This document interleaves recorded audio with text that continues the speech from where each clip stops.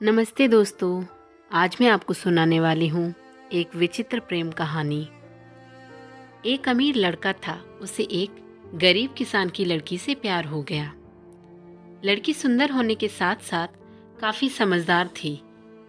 एक दिन जब लड़के ने उस लड़की को बताया कि वह उससे प्यार करता है और उसी से शादी करना चाहता है, तो लड़की ने कुछ सोचने के बाद उस लड़के को शादी करने से इनकार कर दिया, क्योंकि वह गरीब परिवार से रिश्ता रखती थी।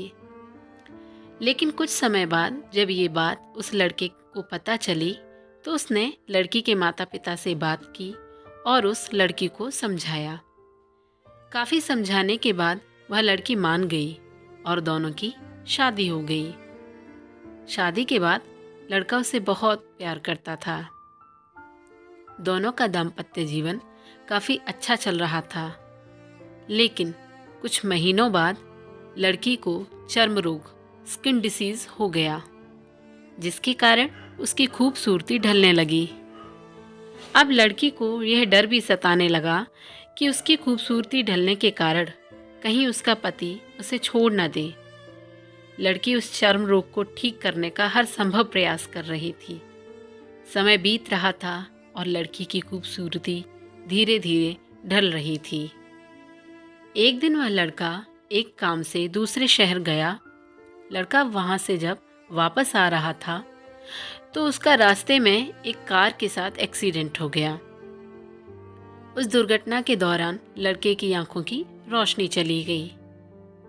इस दुर्घटना के कुछ समय बाद उनका जीवन फिर से सामान्य और सुखी बीतने लगा।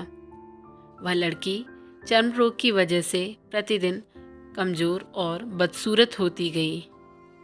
लेकिन पति अंधा होने के कारण उनका दाम्पत्य जीवन ठीक चलता रहा और दिखाई न देने के कारण वह लड़का उससे पहले की तरह प्यार करता रहा। कुछ सालों बाद बीमारी के कारण उस लड़की की मृत्यु हो गई। पत्नी की मृत्यु होने के बाद वह लड़का अंदर से दुखी हो गया और वह शहर छोड़ के जाने वाला था।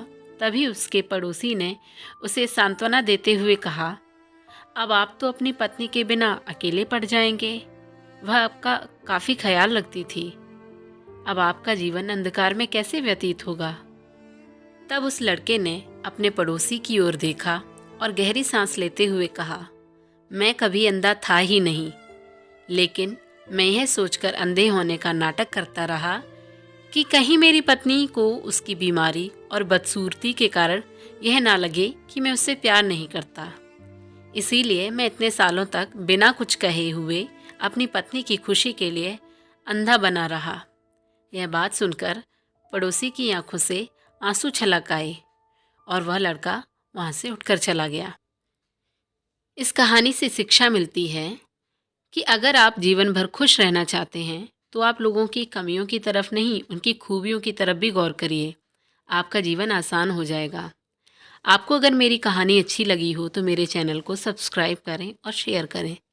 Thank you.